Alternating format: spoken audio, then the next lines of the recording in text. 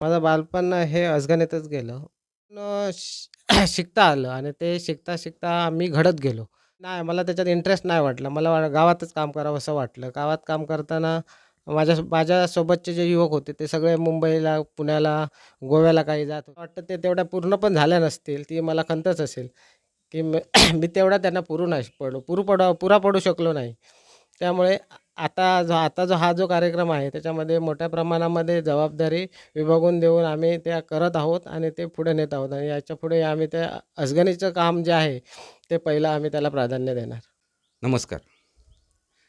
नमस्कार. अजगणी गावच्या ग्रामदेवतांचा आता जो कलशारोहण आणि पुनःप्रतिष्ठाना जो सोहळा सुरू आहे, त्या प्रतिष्ठापना सोहळ्याच्या दरम्यान आपण माजी सरपंच वैभव पारकर यांच्याशी काही थोडीशी हितगुज करणार आहोत, की ते या सोहळ्यामध्ये त्या नियोजनामध्ये या सगळ्या त्यांची जी सक्रिय सहभाग होता, व्यवस्थापन होतं थोडंसं, त्याविषयी आपण बोलणार आहे. वैभवजी, तुमचं स्वागत आहे.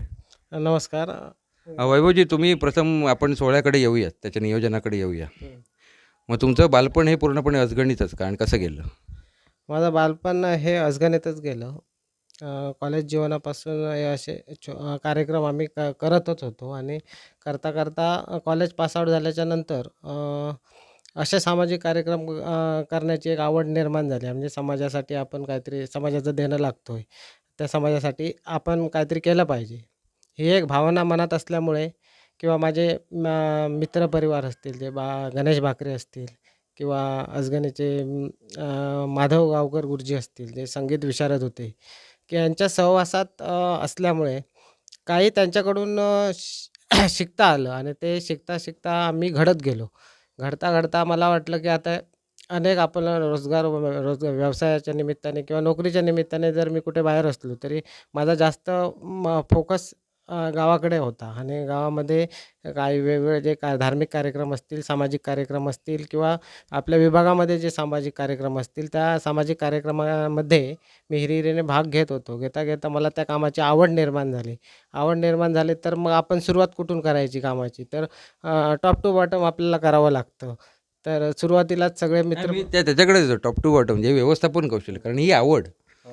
कारण तुम्ही म्हणजे सरपंच पदाकडे आपण नंतर येऊया. तो तो भाग आहे किंवा आत्ताचा जो सोहळा आपण 2026ला आपण 11 ते म्हणजे 12 ते 14 मे हा जो आहे सुरू, तिथपर्यंत आपण ते व्यवस्थापन आलेलं आहे. आता बघितलं आहे सर्वांना, त्याची प्रचिती आली आहे. पण हे जे कॉलेज जीवन होतं, त्यावेळी आणखीनही इतर गोष्टी होत्या, की बाबा नाही आपण नोकरी करून बाहेर जाऊया वगैरे. मग अशा वेळी तुम्हाला जी आवड लागली पहिल्यांदा, तो कोणता कार्यक्रम होता? की बाबा असं व्यवस्थापन करूया, की नियोजनामध्ये माझा सहभाग आहे आणि तेव्हा तुमचं वय काय होतं? साधारण 20व्या वर्षापासून मी असे सामाजिक कार्यक्रम आणि धार्मिक कार्यक्रमामध्ये मी भाग घेत होतो. खरं म्हणजे कॉलेज पूर्ण झाल्याच्या नंतर मला मुंबईमध्ये नोकरीची संधी आलेली. पण मला त्याच्यात इंटरेस्ट नाही वाटला. मला गावातच काम करावंसं वाटलं. गावात काम करताना माझ्यासोबतचे जे युवक होते ते सगळे मुंबईला, पुण्याला, गोव्याला काही जात होते. मग अशा वेळी मी इथे थांबलो. परंतु जे मित्र होते त्यांना तेवढीशी आवड नव्हती. म्हणजे हे केलं पाहिजे. मग मला जॉब मिळाला. मला इथे सिंधुदुर्गामध्ये राहून मला माझी सुवर्णसंधी मिळाली. एका संस्थेमध्ये, नामवंत संस्था आहे सिंधुदुर्ग जिल्हा कृषी प्रतिष्ठान. मी त्या संस्थेमध्ये आता 20 वर्ष काम करतोय. मग त्या संस्थेमध्ये सुद्धा बरेच कार्यक्रम होत असतात वार्षिक कॉलेजचे. ते ॲग्रीकल्चर कॉलेज आहे.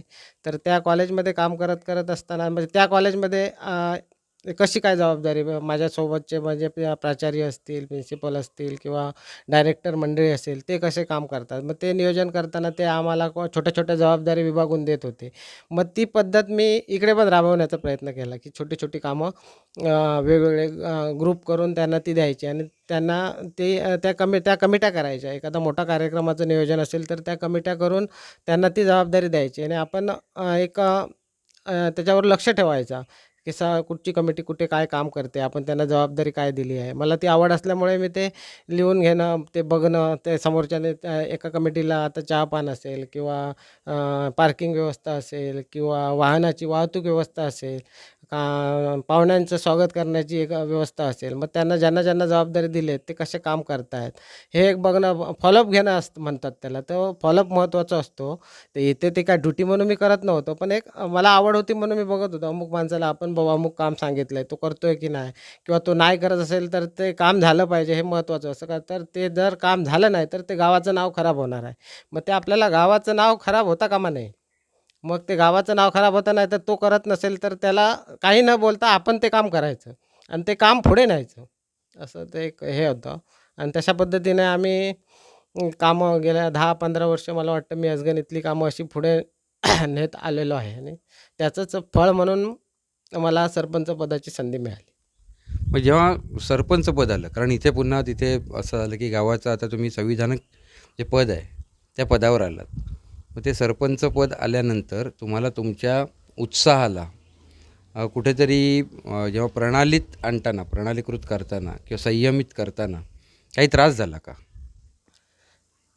सरपंच पद आल्याच्या नंतर जबाबदारी मी जे सुरुवातीला म्हणत होतो की पायाभूत कामं जी असतात तिथून मग वरती कामं करावी लागतात. पण मी सरपंच असताना सुद्धा अशा पद्धतीचे कार्यक्रम होत होते. उदाहरणार्थ आपल्याला सांगायचं असं शाळेचं आपण अमृत महोत्सव केला. खूप मोठा कार्यक्रम होता तो. तो सुद्धा असाच आता आता आता जसा आपला ह्याचा प्राणप्रतिष्ठापना शिखर कलश प्रतिष्ठा सोहळा आहे. तशाच पद्धतीचा तो एक कार्यक्रम होता. तर त्या कार्यक्रमात सुद्धा आम्ही अशाच पद्धतीची मेहनत घेतली. त्यावेळी मी सरपंच होतो. त्यावेळी कुठे काय कमी पडेल, काय कळेल तर त्याच्यासाठी सुद्धा मुंबई मंडळ असेल असगणीचं मला खूप मोठं सहकार्य केलं आणि ॲक्च्युली त्या कार्यक्रमापासूनच माझी आणि मुंबई मंडळाच्या प्रत्येक कार्यकर्त्यांची नाळ जुळली. म्हणजे मला ते ओळखायला लागले. पूर्वी त्यांना सरपंच आहे वैभव पारकर एवढंच माहीत होतं. पण त्याच्यानंतर वैभव पारकर काय कामं करतात नेमकी आपण त्यांची अपेक्षा म्हणजे त्यांच्या अपेक्षा माझ्याकडून खूप होत्या. भविष्यात मला वाटतं ते तेवढ्या पूर्ण पण झाल्या नसतील. ती मला खंतच असेल, की मी तेवढा त्यांना पुरू नाही पडू पुरू पडा पुरा पडू शकलो नाही. त्यामुळे आता जो हा जो कार्यक्रम आहे त्याच्यामध्ये मोठ्या प्रमाणामध्ये जबाबदारी विभागून देऊन आम्ही त्या करत आहोत आणि ते पुढे नेत आहोत आणि याच्यापुढे आम्ही त्या असगणीचं काम जे आहे ते पहिलं आम्ही त्याला प्राधान्य देणार. आपल्या गावाप्रती म्हणजे म्हणजे आज आपण योगायोगाने म्हणतोय, योगायोग आहे किंवा कदाचित हे औचित्य असंच आलेलं असेल की आज छत्रपती संभाजी महाराजांची जयंती आहे आणि अशावेळी छत्रपती संभाजी महाराजांचं व्यवस्थापन कौशल्य म्हणजे त्यांच्या युद्धनीतीसोबतच त्यांच्या ज्या इतर जाणीवा होत्या त्या किती काटेकोर आणि त्याच्यावर काम करायचं आहे. मग ते गाव असेल किंवा समूह असेल तो कसा संचलित करायचा आहे. स्वराज्य ही एक जी संकल्पना जी होती ती चालवणं. मग त्या दरम्यानचा अनेक गोष्टी आहेत आता आपण ते बालपणापासून जी तुमची आवड तो एक लक्षात आला. त्यागही या दरम्यान असेल. मग आता वैभवजी म्हणजे या दरम्यान तुम्ही आता एक प्रकारे शिक्षकी पेशातही तुमच्या जवळून तुमचा जो संबंध आहे. तर आता युवकांना म्हणजे आता तुमचे विद्यार्थीच असतील असे नाही. आता युवक आता काही 60 वर्षाचे पण उत्सुक माणसं युवकच आहेत आज. ज्यांना काहीतरी करायची ऊर्जा आहे, करत असतात, काहीतरी नवीन शिकायचं आहे. अशा सर्वांना तुम्ही संदेश काय द्याल? छत्रपती संभाजी महाराजांच्या उद्या जयंती आहे. तर संभाजी महाराजांमध्ये असलेले प्रामुख्याने गुण, जी शिस्त असेल, जे व्यवस्थापन कौशल्य असेल किंवा त्याग असेल किंवा धर्माबद्दल जी आवड आहे, हे जे संभाजी महाराजांचे गुण जर आता युवकांनी आत्मसात केले. मला वाटतं संभाजी महाराजांनी पण वयाच्या 9व्या वर्षापासून त्यांच्या जे गुण होते ते जोपासले, त्याच्यात वाढ केली. त्याने ह्याच्यासाठी हिंदू धर्माच्या रक्षणासाठी काम केलं. अशा पद्धतीचं काम युवकांनीसुद्धा गावाच्या हितासाठी केलं, तर नक्कीच छत्रपती संभाजी महाराजांच्या ह्याच्यात अपेक्षित अपेक्षित काम जे त्यांना आहे, ते अजगणितसुद्धा होऊ शकतं. त्यासाठी मला वाटतं अजगणीचे आपले 2 युवकांचे हे आहेत. एक छत्रपती शिवाजी महाराज प्रतिष्ठान म्हणून एक ग्रुप आहे आणि रामेश्वर क्रीडा मंडळ म्हणून एक मुंबईत कार्यरत आहे. तर ह्या युवकांनीसुद्धा छत्रपती संभाजी महाराजांचे हे जे गुण आहेत, जे शिस्त असेल, हिंदू धर्मासाठी असलेला त्याग असेल किंवा नियमित नियमितता असेल, व्यवस्थापन असेल. व्यवस्थापन हा छत्रपती संभाजी महाराजांचा खूप मोठा गुण होता, की कमी मावळ्यांमध्ये सुद्धा त्याने लढाया करून त्या जिंकलेल्या होत्या. तर त्यासाठी कधी त्याने हार येईल ह्याच्यासाठी कधी त्याने कायम त्याने विजयच बघितलेला होता मनात. आधी मनात विजय असणं आवश्यक असतं, तरच तो प्रत्यक्षात येतो. तर ह्या युवकांनी सुद्धा आपल्याकडे अजगणीमध्ये काम करत असताना किंवा समाजात वावरत असताना माझ्याकडे ही गोष्ट आहे काय? किंवा माझ्यासोबत कोण आहे काय? किंवा मी हे केलं तर समोरच्याला काय वाटेल? जे जे योग्य वाटेल ते त्याने करण्याचा प्रयत्न केला पाहिजे. प्रयत्न केल्याच्यानंतर नक्कीच त्यांना यश मिळू शकतं, अशी मला खात्री आहे. त्यामुळे ह्या छत्रपती शिवाजी महाराज प्रतिष्ठानचे आमच्या अजगणीतले युवक असतील किंवा माझा रामेश्वर क्रीडा मंडळाचे युवक असतील, तर त्यांनी हे छत्रपती संभाजी महाराजांचे हे गुण आत्मसात करावे आणि अजगणीसाठी काम करावं. नक्कीच त्यांचं समाजामध्ये नावलौकिक होईल अशी मला खात्री आहे.